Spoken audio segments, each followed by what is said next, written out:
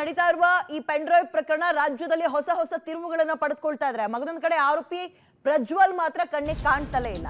ಇದರ ನಡುವೆ ಪ್ರಜ್ವಲ್ ದೇಶಕ್ಕೆ ಅವ್ರನ್ನ ವಾಪಸ್ ಕರೆತರೋಕೆ SIT ಇದೀಗ ಹೊಸ ಪ್ಲಾನ್ ಒಂದನ್ನ ಮಾಡಿದ್ಯಂತೆ. ಏನದು ನೋಡ್ತಾ ಹೋಗೋಣ.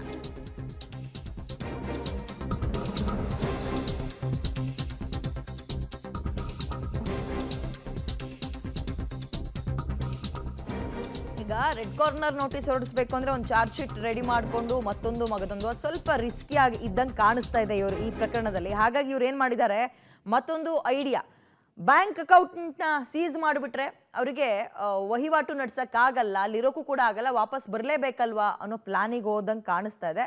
ಪ್ರಜ್ವಲ್ ಅಕೌಂಟ್ಗೆ ಲಕ್ಷಾಂತರ ರೂಪಾಯಿ ಹಣ ಬೆಂಗಳೂರಿನಿಂದ ಸಂದಾಯ ಆಗಿದೆಯಂತೆ. ಇದ್ರ ಬಗ್ಗೆ ಅವರಿಗೆ ಮಾಹಿತಿ ಹೋಗ್ತಾ ಇದೆ.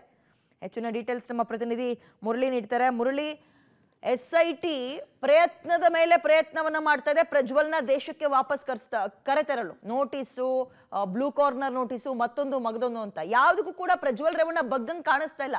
ಸೊ ಈಗ ಈ ಪ್ಲಾನ್ ವರ್ಕೌಟ್ ಆಗ್ಬೋದಾ ಅಕೌಂಟ್ ಸೀಸ್ ಮಾಡಿದ್ರೆ?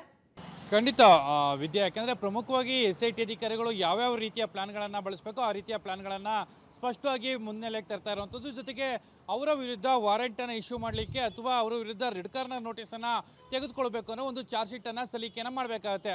ಆ ರೀತಿ ಚಾರ್ಜ್ ಶೀಟನ್ನು ಸಲ್ಲಿಕೆ ಮಾಡಲಿಕ್ಕೆ ಇನ್ನೂ ಕೂಡ ಕೆಲವೊಂದು ದಿನಗಳು ಬೇಕಾಗುತ್ತೆ.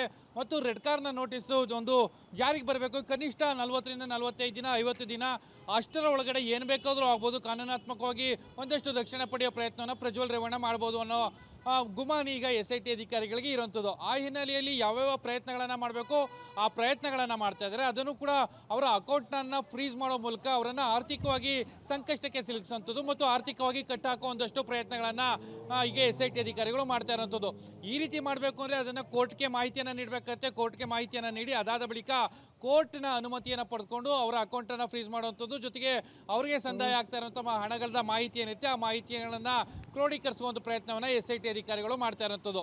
ಅಂದರೆ ಕೋರ್ಟ್ಗೆ ಹೇಳುವಂಥದ್ದು ಅವರ ಮೇಲಿರುವಂಥ ಪ್ರಕರಣಗಳ ಮಾಹಿತಿಗಳನ್ನು ಹೇಳ್ತಾರೆ. ಜೊತೆಗೆ ಅವರಿಗೆ ನೋಟಿಸ್ಗಳನ್ನು ಕೊಡಲಾಗಿದೆ, ಬ್ಲೂ ಕಾರ್ನರ್ ನೋಟಿಸ್ ಆಗಿದೆ, ಲುಕೌಟ್ ನೋಟಿಸ್ ಆಗಿದೆ.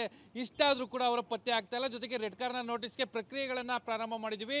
ಆ ಹಿನ್ನೆಲೆಯಲ್ಲಿ ಅವರ ಅಕೌಂಟ್ಗಳನ್ನು ಫ್ರೀಸ್ ಮಾಡಿ ಅಂತೇಳಿ ಕೂಡ ಕೋರ್ಟ್ಗೆ ಮನವಿ ಮಾಡೋಂಥ ಸಾಧ್ಯತೆಗಳಿವೆ. ಆ ರೀತಿ ಮನವಿಯನ್ನು ಮಾಡಿದರೆ ಅದನ್ನು ಪುರಸ್ಕರಿಸೋ ಸಾಧ್ಯತೆಗಳು ಕೂಡ ಇರೋಂಥದ್ದು. ಈ ರೀತಿಯಲ್ಲಿ ಅಫೆಂಡರ್ಗಳೇನಿರ್ತಾರೆ ಈತನ ಮೇಲೆ ಇರೋಂಥದ್ದು ಈಗ ಹೆಬಿಚುವಲ್ ರೇಪಿಸ್ಟ್ ಅಂತೇಳಿ, ಅಂದರೆ ಸರಿಸುಮಾರು 3-4 ಪ್ರಕರಣಗಳು ದಾಖಲಾಗಿರೋ ಹಿನ್ನೆಲೆಯಲ್ಲಿ ಹೆಬಿಚುವಲ್ ಅಂತ ಹೇಳಿ ಆತನನ್ನು ಘೋಷಣೆ ಮಾಡುವಂಥದ್ದು. ಜೊತೆಗೆ ಆತನ ವಿರುದ್ಧ ಯಾವ ರೀತಿಯ ಕಾನೂನಾತ್ಮಕ ಕ್ರಮಗಳನ್ನು ಕೈಗೊಳ್ಳಬೇಕು ಆ ಕ್ರಮಗಳಿಗೆ ಈಗ ಕೋರ್ಟ್ ಮೊರೆ ಹೋಗ್ತಾ ಇರೋಂಥದ್ದು. ವಿದ್ಯಾ, ಓಕೆ, ಥ್ಯಾಂಕ್ ಯು ಮುರಳಿ ತಮ್ಮೆಲ್ಲ ಡೀಟೇಲ್ಸ್ಗೆ. ನೋಡೋಣ SIT ಪ್ರಯತ್ನ ಫಲಿಸುತ್ತಾ ಅಥವಾ ಹೇಗೆ ಅಂತ.